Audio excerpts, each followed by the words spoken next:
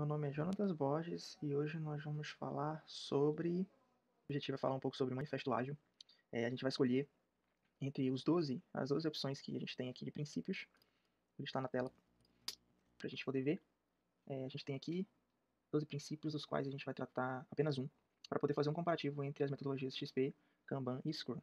Eu acho que dá para a gente começar explicando o que não é o Manifesto Ágil. Então vamos lá. O Manifesto Ágil não é uma metodologia, o Manifesto Ágil não é uma maneira específica de desenvolver um software, e o Manifesto Ágil também não é um framework ou um processo. É por isso que aí entra essas opções como XP, Kanban e Scrum, que é o que a gente vai tratar.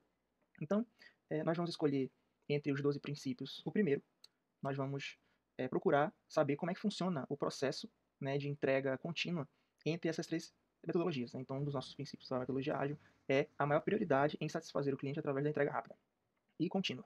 Então, abordando aqui a primeira etapa do XP, eu trouxe uma imagem que retrata bem como é que funciona o processo. Nós vamos mostrar agora. Então, basicamente aqui, nós temos um exemplo de como funciona o processo do XP. Nós temos as histórias do usuário, nós temos a arquitetura, que é gerada a partir das stories.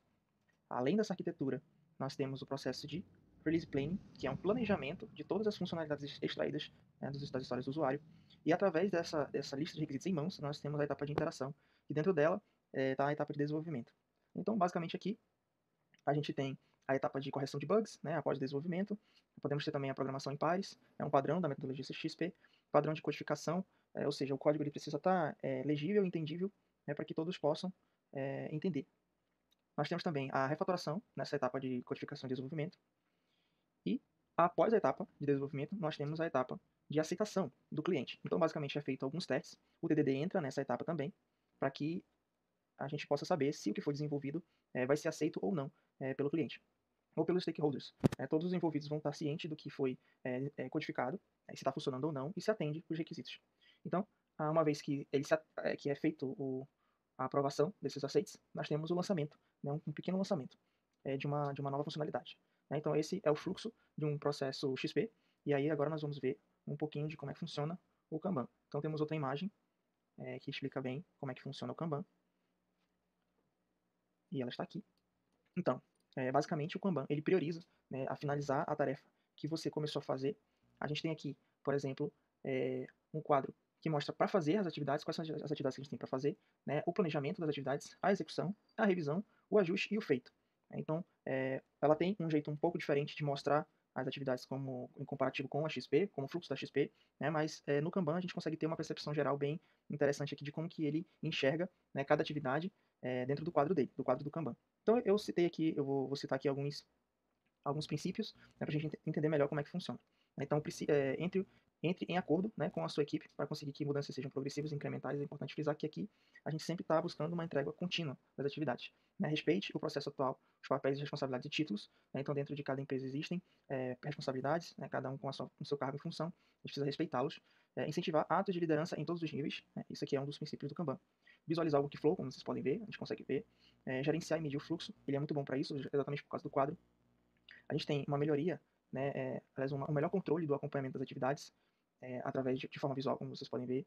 Requer menos organização, porque ele é bem simples, é algo assim que dá para bater o olho e entender o que está acontecendo. Essa é a ideia dele, né, simplificar o processo e ter maior visibilidade das atividades do projeto e do projeto como um todo. Então, ele também elimina atividades que não agregam valor para a equipe, então é possível cada um ver o que está sendo feito e poder dizer se isso agrega ou não, principalmente o Product Owner.